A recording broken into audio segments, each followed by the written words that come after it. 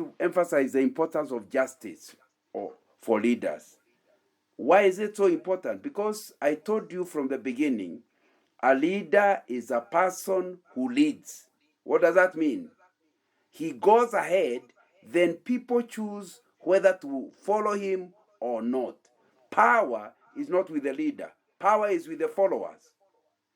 And therefore, you must be somebody people trust to move them from their area of comfort through some uncertain areas to where you now can get them to the better place you are taking them. For you to convince them it's a better place, they need to trust you. And trust is the currency of leadership. My friend, how will I trust you when you are not trustworthy? If I see you mishandling somebody, I wonder whether I'm the next to be mishandled. And if I don't trust you, I'll drop off. And I told you that's why the difference between a manager and between a manager and a leader, because a manager has subordinates, he can order them around. But a leader depends on people believing in him, trusting him, in order to go with him. So, my friend, you can see why justice will be a very, very important area that you need to be aware of. And we are using the leadership of David in order to learn these lessons. Like I told you, I've written a book on the leadership of David. I call it Leadership King David Style. But in this series, I'm trying to avoid repeating what is in the book, because you can buy the book and read it. I'm picking the lessons that I left out. I did not cover in that book. Because the book concentrates on the lessons out of 2 Samuel, but I've decided to use 1 Samuel so that we are learning lessons from the early part of the life of David.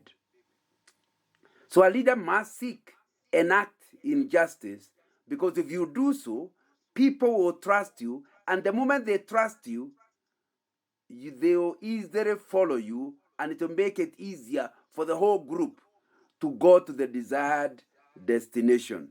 And that's important. Just let's start with chapter 22, 1 Samuel chapter 22, verse 1. David left Gath and escaped to the cave of Adullam. When his brothers and his father's household heard about it, they went down to him there. From there, David went to Mizpah, in Moab, and said to the king of Moab, "Would you let my father and mother come and stay with you until I learn what God will do for me?" So he left them with the king of Moab, and they stayed with him as long as David was in the stronghold. What do you do when you know that what has happened to you is likely to affect your parents negatively? You can say, "But I'm not the cause. I did not insult King Saul."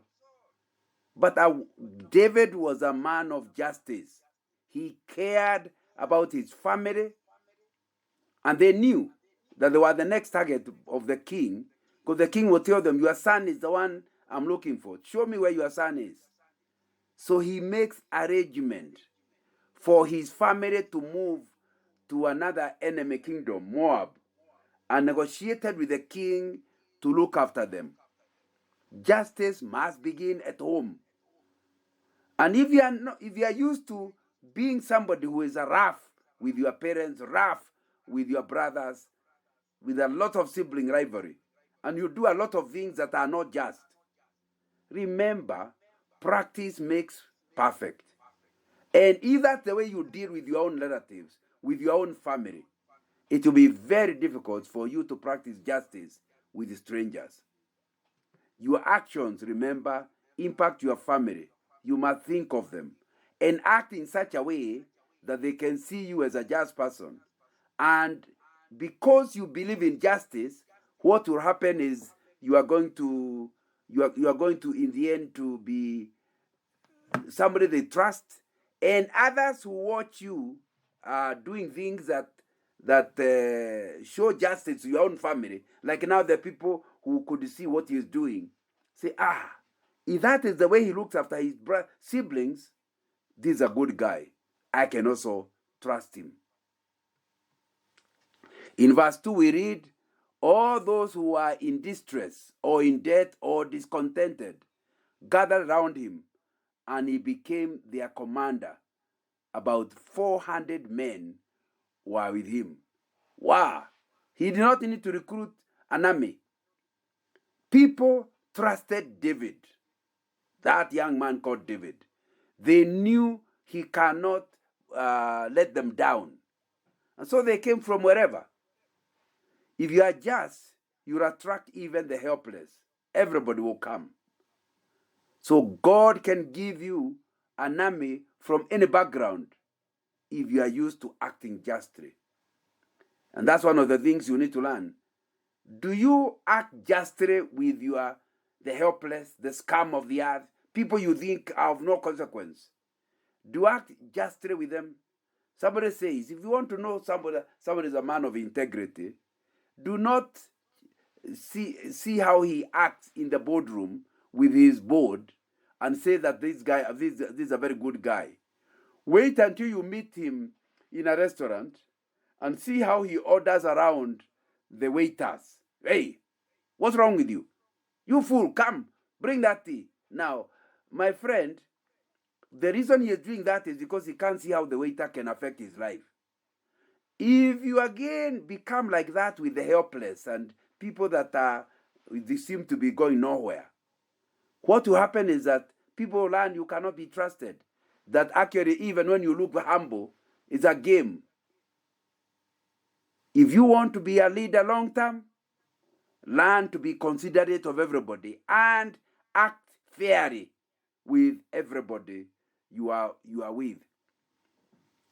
Verse 5 says, but the prophet Gad said to David, do not stay in the stronghold, go into the land of Judah. So David left and went to the forest of Hereth. You know, God has come into the picture. Remember, he is running away from Saul and looking for places to hide. And God has seen that this is his child David is somebody who can be trusted. You know, if you act justly, God will watch your back.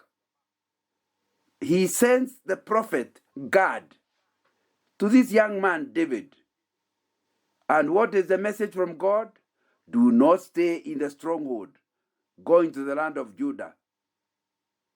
I thought I'm running away from Judah, that you'll be safer there. So David left and went to the forest of Hereth. The wisdom of David was to run away, but he was told you are safer if you go to the land of Judah. Now, can you imagine how wonderful it is for God to be thinking about your case? We are not even told that David had prayed, but God was interested in the safety of David. So if you act justly, you please the Lord. And in pleasing the Lord, you attract his protection and his guidance. And I think that's a very, very important thing for all of us to have at the back of our mind. So, although our topic is on justice, don't just do justice so that people see, because then when they are not seeing, you'll not be just. Do justice so that God can see. Sometimes people even will accuse you falsely. No, he said he was so proud. But if you know that they're actually cheating, you are okay, because God cannot be cheated. He knows the truth about your life, and God himself will protect you against those people who are falsely accusing you. And that's why one of the most important things for a leader is to have God on his side, is to always do things that will be pleasing to the Lord, so that he is sure God is with him. So act justly, even when people do not appreciate it, do not even appreciate it. and in a way that would please you, just act justly. Why? Because God is watching and will sort you out. The next is verse 6. Now Saul heard that David and his men had been discovered, and Saul was seated, spear in hand, under the tamarisk tree on the hill at Gibeah, with all his officials standing at his side. He said to them, "Listen, men of Benjamin, will you, the son of Jesse, give all of you fields and vineyards? Will he make all of you commanders of thousands and commanders of hundreds? Is that why you have all conspired against me?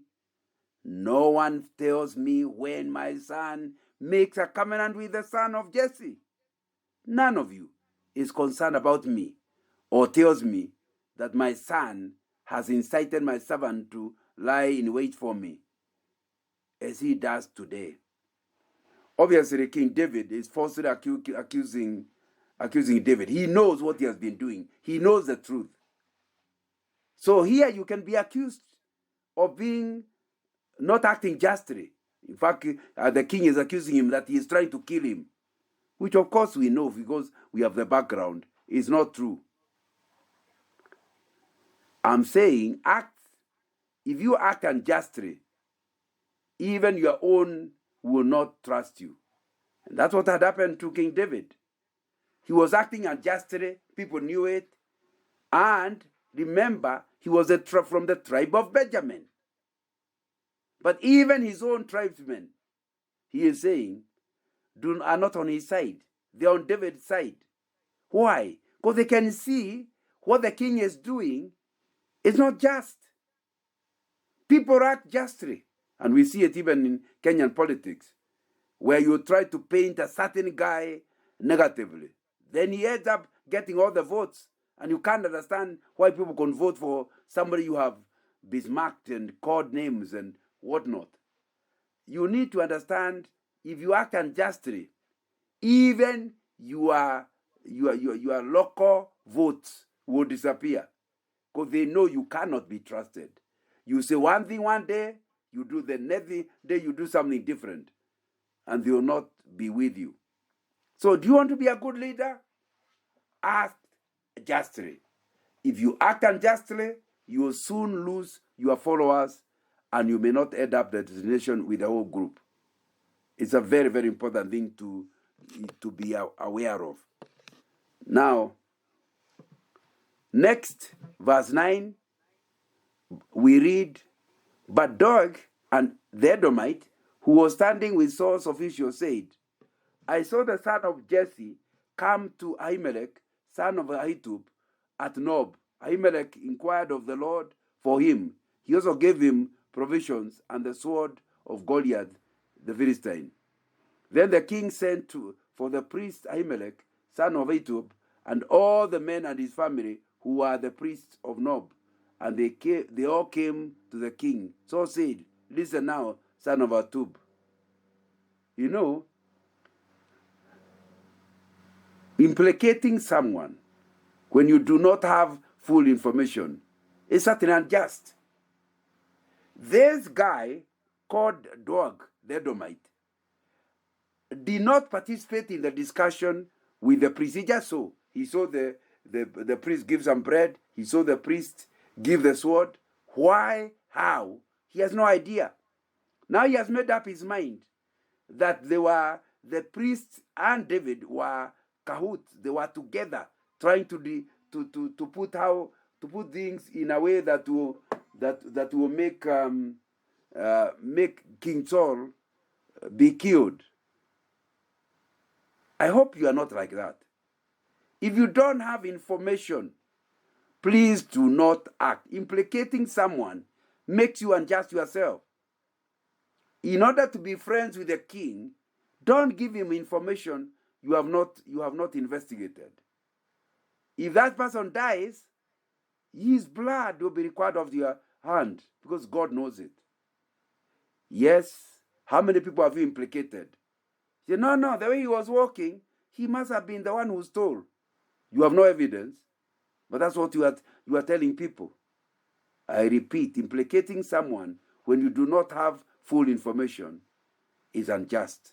So, and many managers and leaders are in this category, where people come and tell a story, and you act even without investigating, because you think, this is a terrible guy. This is the guy who is letting down the department. And people have been punished unjustly. I watch once in a while a program on TV about our prisons. And one person after the other, are many people who are in prison because a relative or a workmate falsely accused them. Now, my friend, do you want to be a leader? You must be seen as a person who cannot be easily duped. That you cannot believe a story about me when you are told, that you take time to investigate. You don't act on rumors. And that's a very, very important thing to know as a leader. Verse 11 says, Then the king sent for the priest Ahimelech, son of Ahitub, and all the men of his family who were the priests of Nob, and they all came to the king. Saul said, Listen now, son of Ahitub. Yes, my lord, he answered. Saul said to him, Why have you conspired against me, you and the son of Jesse, giving him bread and a sword and inquiring of God for him, so that he has rebelled against me and lies in wait for me, as he does today? Ahimelech answered the king, Who of all your servants is as loyal as David, the king's son-in-law, captain of your bodyguard, and highly respected in your household? Was that day the first time I inquired of God for him? Of course not. Let not the king accuse your servant or any of his father's family, for your servant knows nothing at all about the home affair. But the king said, You will surely die, Ahimelech, you and your whole family. Can you imagine? The whole family died. Justice requires you verify any matter in the mouth of 2 or 3 witnesses. That's what the scriptures say. The first witness is reliable, but you don't act. The second witness is reliable, but you don't act. You need 3 witnesses who are all giving evidence about what you are talking about. And that's why any leader who is quick to make a decision without information, without investigation, cannot be regarded as a leader we want. Now, as we go towards finishing, verse 17 says, and I think it's important to see it. Then the king ordered the guards at his side, Turn and kill the priest of the Lord. Now, people say, no, we can't do it. The king's officials were unwilling to raise a hand to strike the priest of the Lord. But this same dog finally killed them. What we are saying, a good leader will be seen to respect the church, will be seen to respect the people who serve the Lord, will be seen to respect God in the process. Justice requires you respect and protect the church, and that will be important. Finally, verse 20. But one of the Ahimelech's son, Ahitub, named Abiathar, escaped and fled to join David. And he told David that Saul had killed the priests of the Lord. Justice requires you protect the weak and the innocent. That's not what really happened. But David, in verse 22, told this priest Abiathar, Join me. The one who is trying to kill you is also trying to kill me. And David became the protector of the priest. May the Lord help us in every way to know that fairness and justice is a critical requirement if you are going to be a leader. The Lord bless you. Back to you, Lois. Thank you very much, Brother Mana, for those insights of today. My take home today is that justice begins at home. And God can give me an army from any background if I'm just, and He will have my back. Thank you very much.